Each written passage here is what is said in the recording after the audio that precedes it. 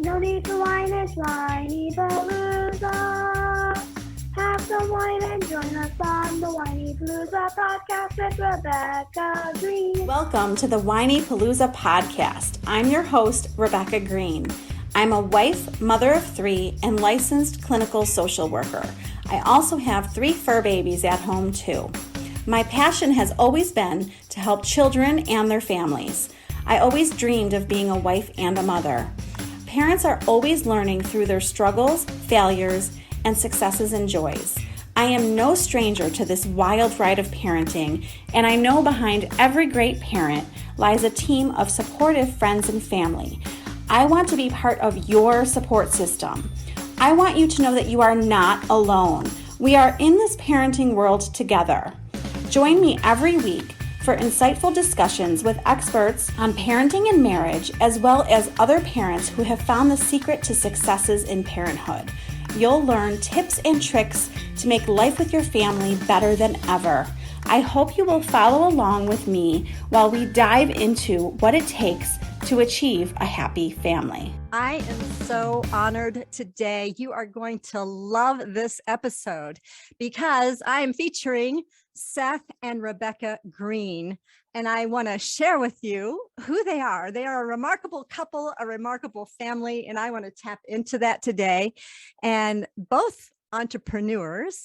Rebecca, you are also a licensed professional social worker, and so we are in the same field. I resonate with what you're doing. You have a remarkable blog, and it's called the Whinypalooza. and you speak to healthy, enriching families and marriages. So that's really along my line, and I love what you are doing.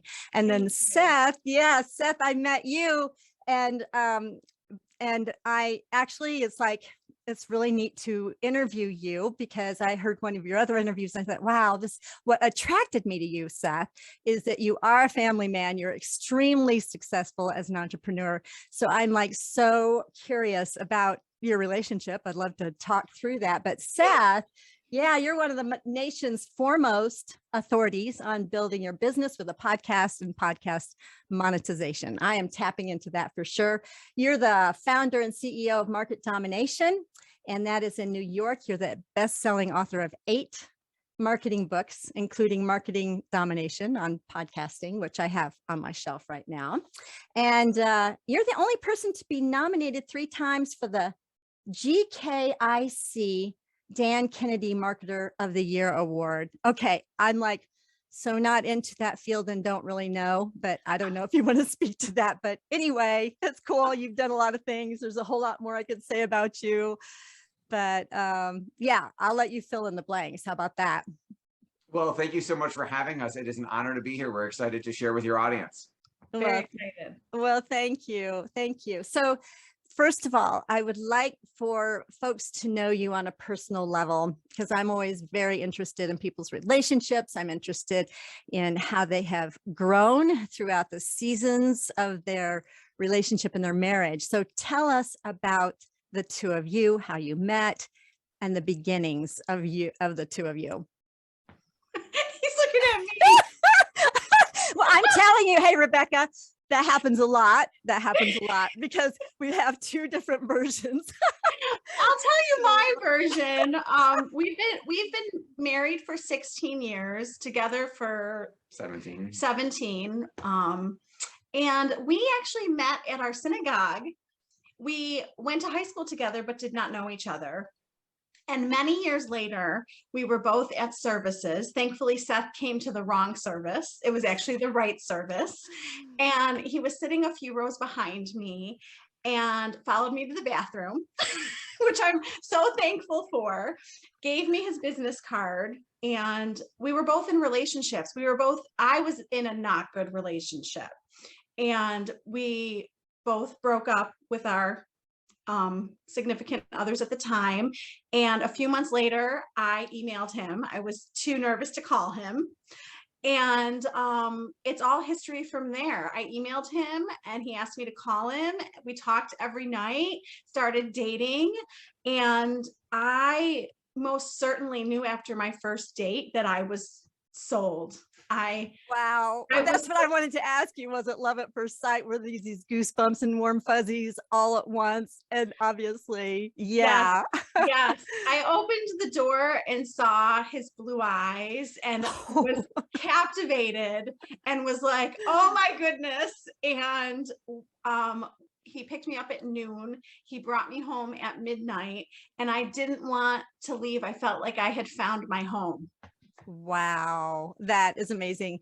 I've got to admit, Seth, when I was watching your webinar and you showed pictures of your younger self, you're so cute. I don't know if that's a compliment to Ben and insult to meow. Not sure, but thank you. Well, I guess I'm old enough to say, oh, you're still cute. I'm sure you're still, the both of you are cute for sure. But I don't know that the curly hair, you had a different look. You had a different look back then. And I think when I saw you, you had your glasses on, you looked totally different. I thought, is this the same guy? But it was, yeah. So I can see how you would be captivated. Rebecca, what's your version, Seth? Our version is actually, it's the same. All of everything she said is true. I was a couple rows behind her at Temple. I saw her stand up and walk to the bathroom and said, I think I recognize her. I think that's Rebecca. I think we went to high school together. She was a year ahead of me. I did follow her to the bathroom. I waited for her to come out of the bathroom. So you weren't stalking her, huh? Well, I certainly was stalking her, but I was polite about it. And then we started a conversation, and again, gave her my business card. She found it in the bottom of her purse 4 months later when she had become single. She reached out to me. I had also happened to just become single when she reached out to me a week or two before her email. And like she said, everything was uphill in a wonderful way from there. Wow. And I do want to touch on your faith, and both of you having some very similar history together and connecting through the synagogue. And so share with us how your faith has come alongside the two of you and strengthened you in your relationship. Sure. Can I go first? Sure. So the part of the story that we haven't told you yet is we were both searching for our soulmates at the time. And without knowing it, we both went through the same exercise. We were reading different books about the topic. I was reading a Wayne Dyer book. She was reading a different book. And the exercise I went through is I made a list of everything I wanted in a relationship and everything I didn't want in a relationship. And literally the day after I finished that list was the day she emailed me. Oh, sounds like a divine appointment for sure. Absolutely. And she was doing the exact same thing. She literally did the exact same exercise. And then on our first date, we spent hours and hours comparing notes and interviewing each other and going, do you check this box? Do you check this box? Do you check this box? And as a professional, we're in the same field. I am so used to interviewing people because we're collecting data on families and marriages. So I was like the interrogator asking him a million questions, and we were just shooting it back and forth at each other. That's amazing. So the timeliness of it sounds pretty profound for sure. And even though I'm a Christian, I wrote Beyond Messy Relationships, just FYI, I do have Rabbi Shapiro that did endorse the book. It's very ecumenical. And but anyway, just really honoring the fact that you two were really tuned in to this divine invitation at that particular time. And that's amazing. I'm going to add something that Seth forgot because this is so special to me. I was at synagogue with my parents on Rosh Hashanah, 10 days before I met Seth. And I was looking around at the families getting all teary. And I said to God, why can't my husband just be right here? Oh, wow. And then 10 days later, went to services with my parents for Yom Kippur, and he was sitting right behind me. Oh, so, man. Yeah. Have you written about that? I mean, there's some really powerful stories, Rebecca. I have written about it for sure. That's beautiful. And yeah, because you've got a regular blog that you write, and that's I resonate with you on that level as well. I love to write. All right. Well, let's talk about, so you knew each other for a year, you got married, and it sounds to me like both of you, like some people have these egalitarian marriages versus traditional marriage. How would you define what your marriage is? Is it a combination of both of those things? Well, I mean, my dream was to have children. That was one of my first questions to Seth, was if he wanted children. And I said to him, I really knew in my heart that I wanted to stay home with our children. So he was nervous as heck about that. Just the financial part. Yeah, because I had a really nice job that I really enjoyed, and brought in a regular paycheck every, was it a month or every 2 weeks? And we were going to say goodbye to that paycheck. So I stayed home with our kids for many years. I mean, I'm still home. All of my work is at home. And I would say we're pretty traditional, but at this point I'm contributing. Right. She's doing better than she was when she was working full time. Yes. Because her vlog and podcast and book have all taken off. And I would say that I do a ton of the stuff at home, but Seth is wonderful. And when he's home, he really does help. That's great. There's so many couples that I will counsel with or coach. And when one, like, let's just say the husband is very successful, entrepreneurial, and they have a traditional marriage, a lot of times it's kind of like, that he's the sun and everybody's orbiting around him. And I didn't know if you could speak to that kind of dynamic. I know it's a real problem because wife wants to also, I mean, so many like couples that have been married for like 30 years, and then after 30 years and the kids are gone, wife asks, well, who am I? I've been so wrapped up in as a mom or as a wife, who am I? So speak to that if you would, Rebecca, maybe in your perspective, or she's the one we all rotate around. She's the one we all revolve around. I'm like the juggler I feel like I'm like the main act of the family, holding all the balls and juggling all the balls and keeping everyone on schedule with where we all need to be. I feel like the director, CEO of the family. I feel like, Seth is so successful and so helpful, and we are definitely partners, but I feel like I have to lead the family. I mean, I get to lead the family and keep. There you go. That a little word makes a difference, doesn't it? Right. I get to. We have 3 children, and our 3 kids have active lives, and Seth and I have active lives. So I'm balancing 5 people, and I just feel like I'm the CEO of the home. Absolutely. Well, and it sounds to me like that. I don't know. Did you have like an outward agreement that these roles would be that for the two of you, or did you just kind of fall into that? I'm curious about your evolving to what is now working for you as Rebecca, you're the CEO. Did you have to convince Seth? Did you have to be convinced over that?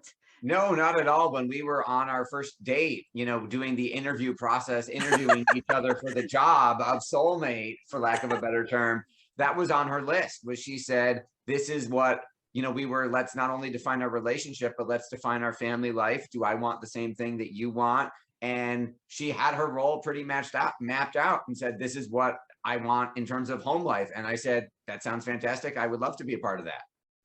Well, as you two speak, it reminds me of on the 3rd episode, I interviewed Dr. Robin Buckley, and she helps coaches couples on a business model, helping them to have this vision. And it sounds to me like what you two maybe did is what she's doing in her coaching. Are you kind of approaching and yeah, speak to that. If like, does that sound like you're maybe seeing your marriage kind of as a business or partnership like you would business? or is that different? I just feel like Seth and I have so many business skills and so many work skills that I think we all need to bring those skills into our family. So like our work life shouldn't get the best of us. We should bring those best skills into our marriage and our home and our parenting. So I just try to practice everything that I practiced at work at home.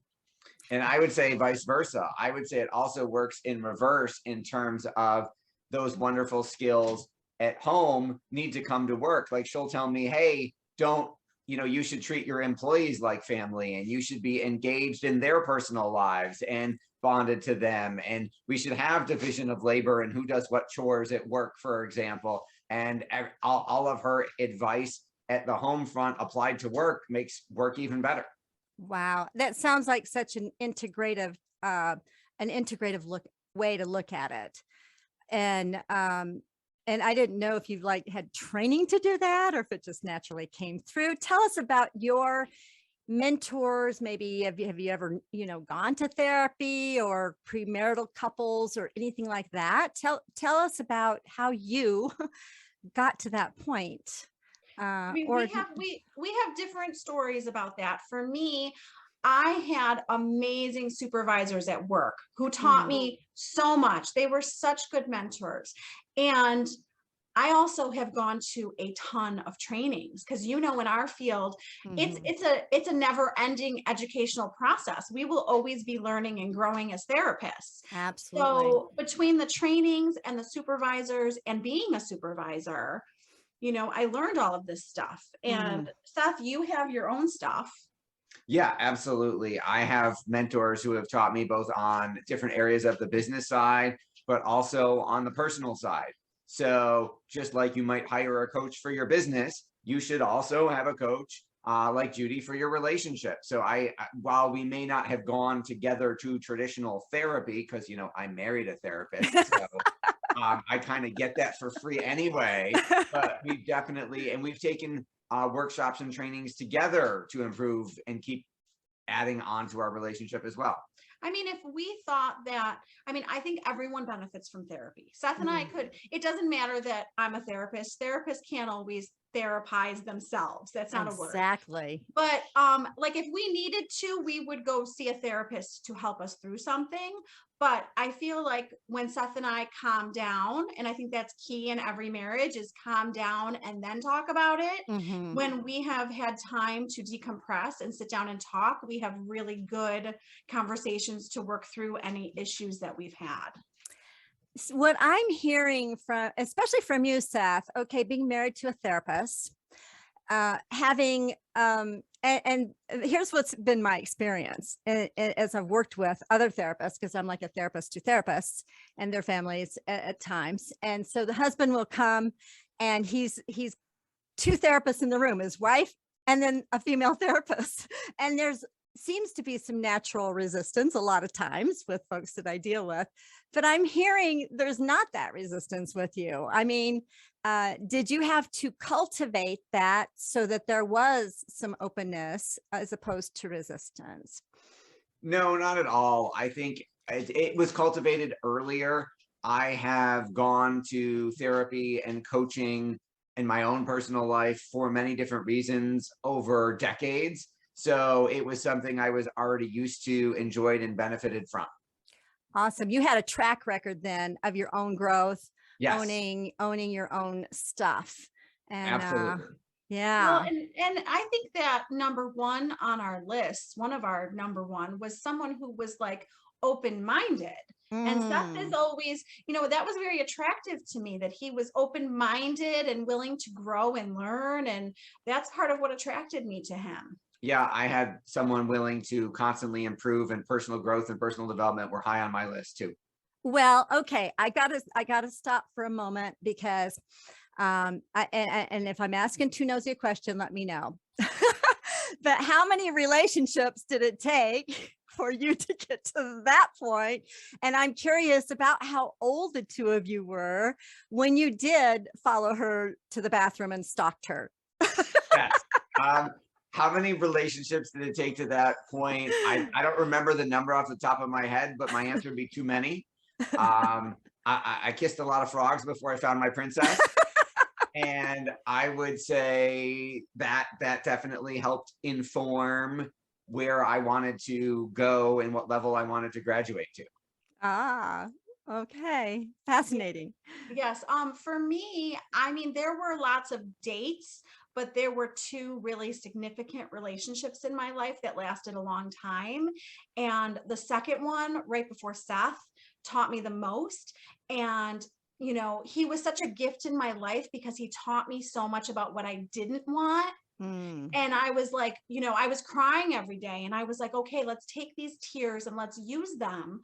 Let's start writing down what you don't like about him. Okay, now you know what you don't like. Let's start working on what you are looking for.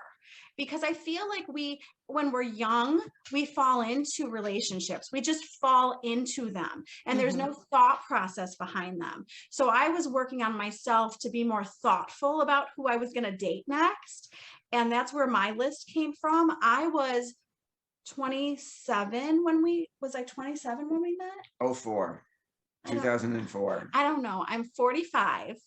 27. I was like 27 when I met him. And I feel like, you know, in your later 20s. Oops. Sorry. Occupational hazard. You know what? That's okay because we are like in your living room and we want to just really experience your real life. Yes. Oh my gosh. Yes. So anyways, when you're in your late 20s, early 30s, you put more thought into that stuff. And when people get married really young, you know, you wonder if they've had enough life experience and if they really know what they're looking for. That is really profound. And I love it that you two, sounds to me like you were able to look at those, what I call messy relationships, that you didn't really define yourself through whatever that person or significant other may have defined you as, but you were willing to learn and grow about what you want and don't want. Like, isn't that cool? So many people don't know how to do that.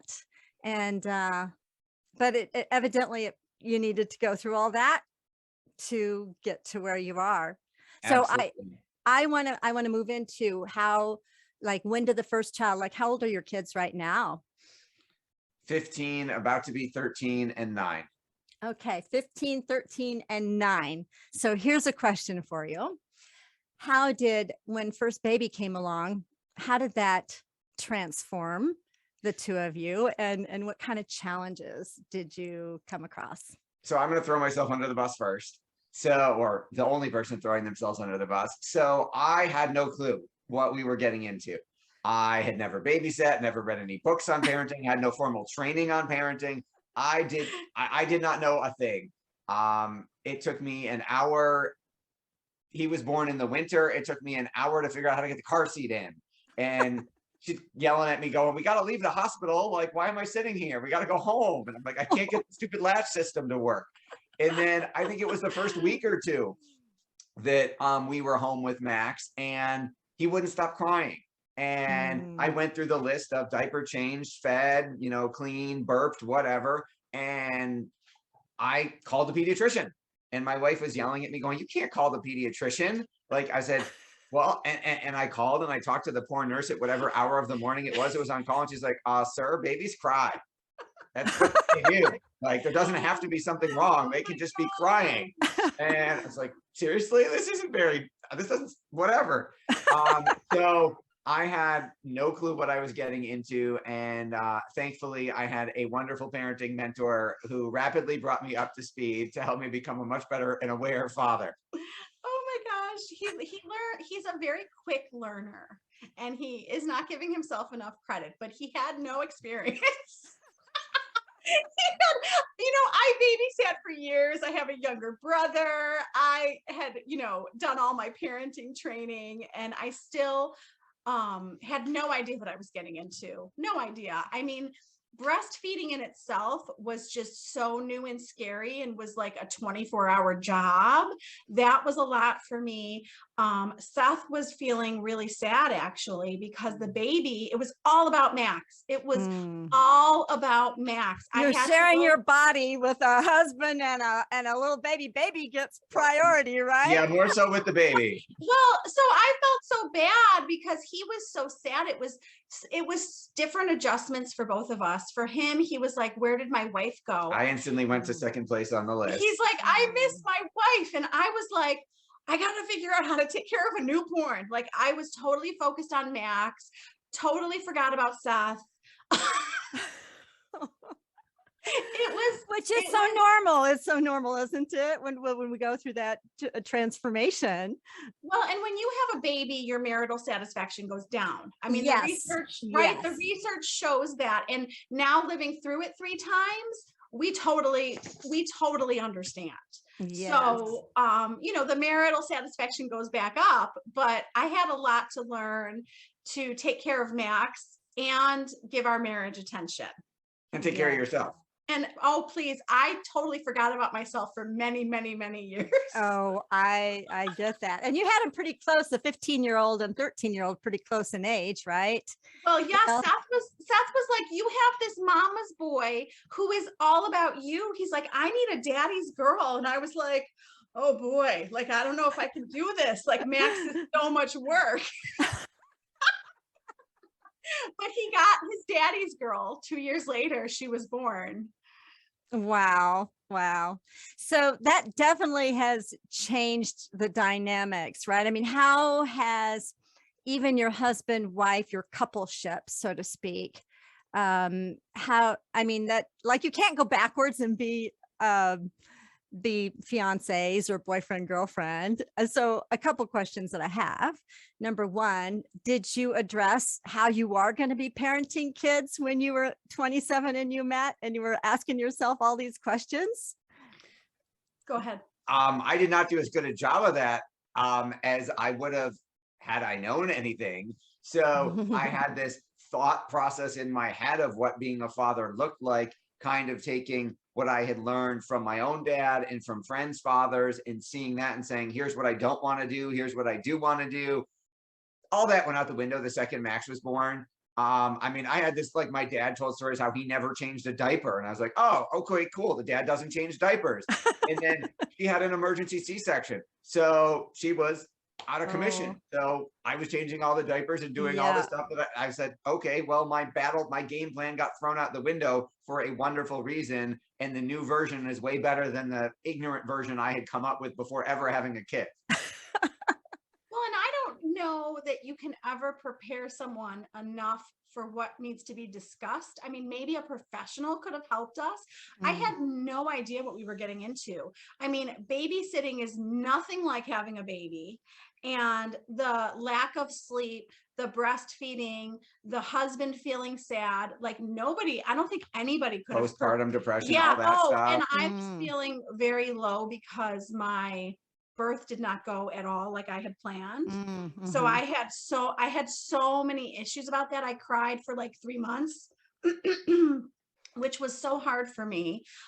So I had to get over that and move past my story and change my story.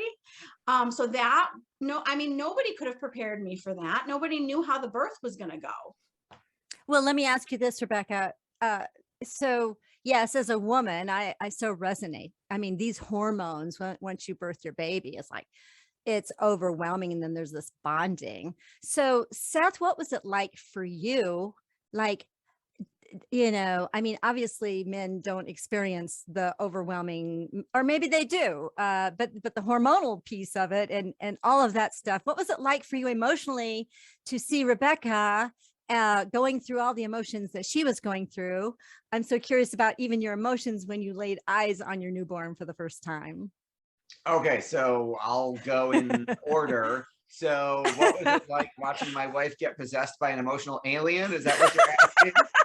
So how did you deal with that? Oh my God, not as well as I would now. Oh my God, the emotional roller coaster that all women go through is absolutely incredible. I had no clue that was coming.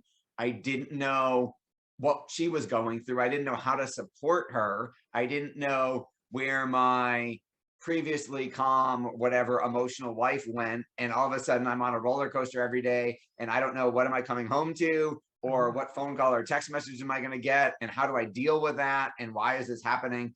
I was very ignorant. I didn't do any research. I didn't read any books, and I should have, to learn how to be a better husband to her at that period in time. So I'm thankful it all worked out.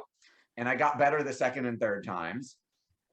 And then your second question, what was it like when laid eyes on Max for the first time?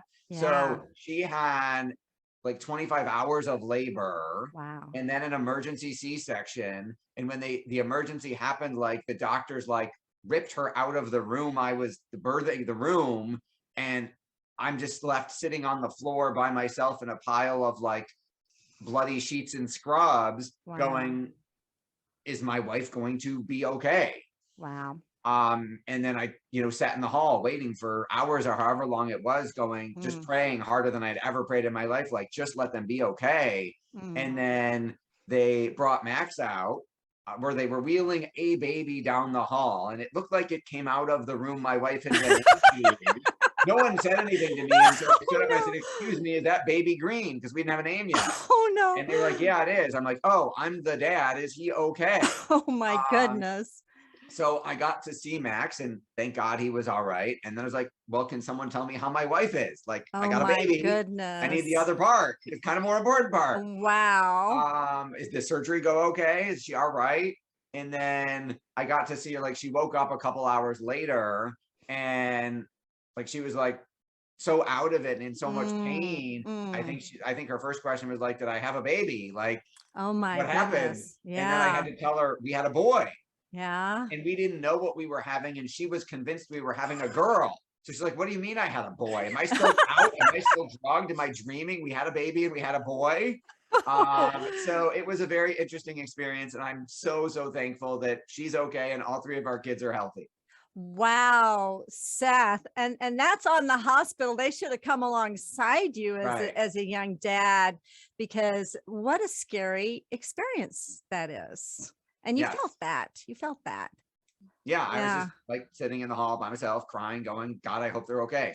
Wow. Wow. Did our parents find you? Yeah, our parents eventually found me in the hall and sat with me, but I mean, like, they didn't know anything either. Like, weren't there. I'm like, no, you don't like, I didn't want to scare them, but they were like, oh, it's going to be fine. I'm like, no, you don't understand. You didn't see like all of like the blood and everything she went through, and they just raced her out of there saying, baby's in distress, mom's in distress, we got to go right now. I couldn't even be in the room, in the surgery room. Wow. So that's pretty profound. What is it like for you just to share this story right now? We don't talk about it. I mean, she tells our kids their birth stories all of the time. Like, you know what I went through for you? You should be nicer to me. But I don't know. We never talk about it we have talked about it once or twice in the last 15 years, but we don't ever like talk about like my perception, because I didn't do anything, right? She did all the work. She went through everything. We don't really talk about my perception much. So thank you for asking. Well, you're welcome. Hey, I'm doing therapy on the spot for you too, there you right? go. I appreciate it. Yes. Yeah. So now that your kids are 15, 13, and 9, and I've listened to some of your podcasts there, Rebecca, like, I love what you're doing, just like real life, dealing with real issues. And so with your kids, and what's that like to have, I would say that, do you have to ask them permission to share certain things, or like, are they all in this together? Are there any times where you say, Mom, I can't believe you said that, or Dad, I can't believe you talked about that? Tell us about that dynamic in your family. If it's not specific to them, I don't ask permission. But if something is resonating me with the particular child, I write it for myself. And I tell myself that even if this is just for me, it's therapeutic for me to get it out and write it out. And then I make the child, because they don't always want to read what I write. I say to them, I need you to read this because I need your permission, because I'm not going to publish anything that's personal to them without their permission. And they've always given permission, and they know that my goal is to help people. And I tell them, you're helping people. And the more that I can share and tell our story and how we're handling stuff, the more that we can help people. So they get it. But I do make them read it before I publish it. And there are times they may always let her share it. There are times they want to come on the show and talk about it too. And there are times they won't get near the camera with a 10-foot pole. And we're like, don't you want to talk about this and help other kids? No, I'm not going on. You can talk about it. And it gets harder the older they get. Yeah. Like when they're younger, it's exciting for them to join the show and join the blog and talk about things. But I find the older they get, the more embarrassed and quiet they get. Yes. Which is sad. It's true, but it's sad. Yes. That's interesting. So what do you do to say, nurture your whole family as they are getting older? And I guess that's a very general question, but some folks will like have family meetings or whatever. So I know that you have family dinners together, right? We do. Yeah. When scheduling and multiple activities on the same nights permit. Yeah. Gotcha. Yes, we definitely need more. I mean, we make an effort. We certainly can't do it every night because of schedules, but needs change as the kids age, their needs and interests change. So Seth and I think we're raising kids who communicate. We really encourage them to share with us. Sometimes I think they share too often. And I'm like, I heard this yesterday and the day before and the day before. And yes, you have to go to school. And I think on the other end, she's also great at, she likes to, what we call mom's family adventures. Yes. Where even though they would hide in their room, she makes, whether it's taking them skiing or taking them to a park or some type of walk or nature thing, she's very good at pushing us all to go do stuff as a family. I call it forced family fun. And if I force them and get them there, they probably won't even tell you that they enjoy it, but Seth and I know that they enjoy it. They will resist it until they're there, and then they might complain while they're there, but we have caught them smiling and laughing. Yeah. So when they're 40 and they can look back on these wonderful opportunities and say, thanks, mom and dad, I sure am glad. But yeah, they're going through their own stuff. Wow. So what kind of advice would you give to entrepreneurial couples such as yourself that are raising kids and perhaps even in this very same stage of life? And there's a lot of family conflict. They're just not gelling together. What kind of advice would you give? You want me to take it? Well, I think we should both answer because we're gonna have different answers. You want to go first? No, you go first. Okay, so I would say you've got one thing that has helped me in my experience is you have to compartmentalize, because there are times business is going great. And then there are, and home life might not be, there might be issues at home. Or what's worse is when business is not doing well, you have to learn how to separate that and not bring that home and take that out on your family and not take that stress out on everyone. At least that from my perspective. Gotcha. Yeah. So compartmentalizing and having a method with which to do that. How do you do that, Seth? How do you compartmentalize? You got boxes in your head. It is. I try. I will do certain rituals where, okay, I'm going to work, so I will listen to this music and I will do this physical activity to get me ready for that. Whereas, okay, the workday is over, I'm going home, I need to switch out of work mode and into dad mode. So I need to stop reading stuff for work, stop watching videos for work, stop listening to podcasts for work, and okay, listen to some music and read a novel and get myself in the mindset of, okay, I'm going to go be supportive husband and fun father right now and stop thinking about work, which doesn't always work, but I do try a lot to pull that off. Awesome. Awesome. Well, I heard from someone years ago that men's brains are like, you have a box. They're like boxes that don't touch each other, whereas women's brains are like spaghetti. I don't know how to do that. It's so true. That's a good point. So Rebecca, yeah, share with us. So, I mean, I think that from my own experience, I think that we have the most conflict when we're not connecting. And I will find that we're really irritable with each other, and we're cranky, we're lashing out, we're having fights. And I will ask myself, when is the last time you and Seth have had alone time? That's the question that I ask myself when I realize we're not, that it's not going very smoothly with us. And it always goes back to we're not having marital time. So I think that for me, you know, I know that this can be challenging for Seth, but the weekends can be crazy with the kids and their schedule. So I think the best thing that Seth and I have done is that he takes time during the week. So he will take a lunch break, he will take a breakfast date, and we will just go spend time together alone with the kids in school.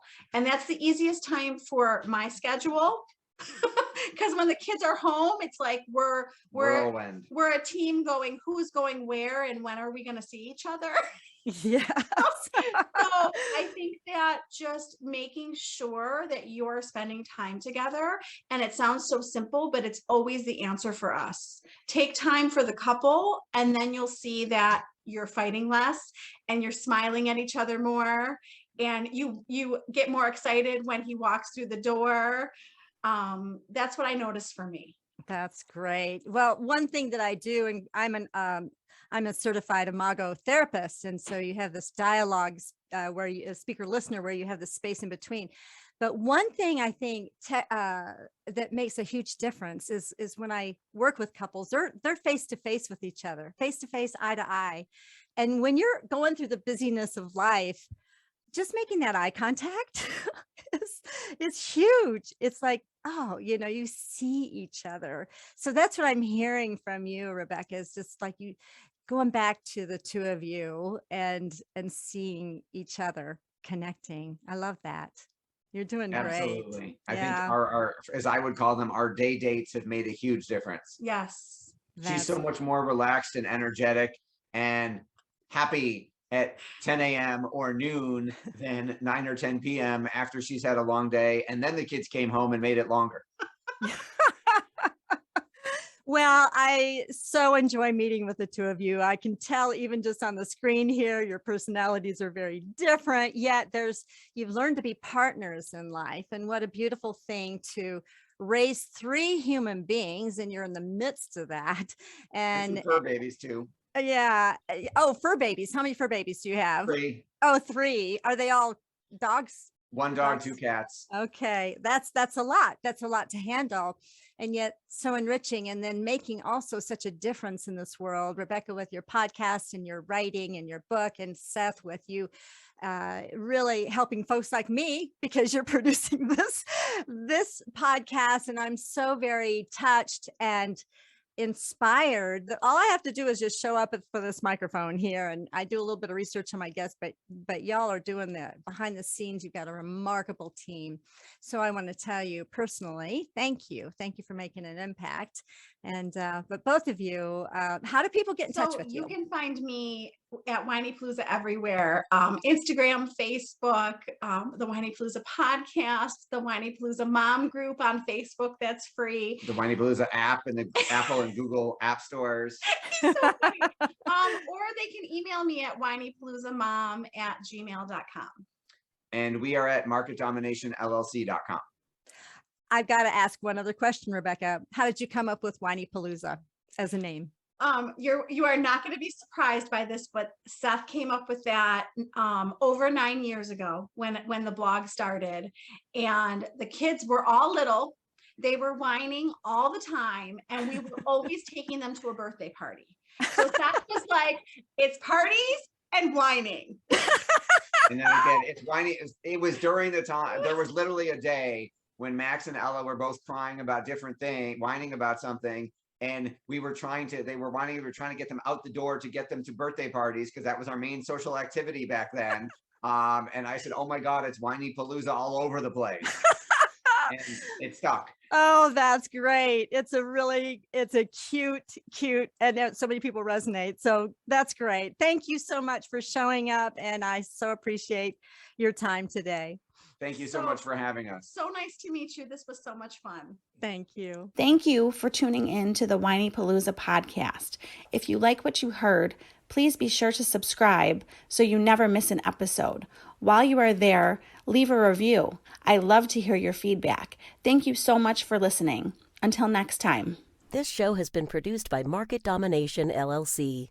To discover how you can have your own show completely done for you and turn it into a real published book and become the authority in your marketplace, go to www.marketdominationllc.com/podcast offer.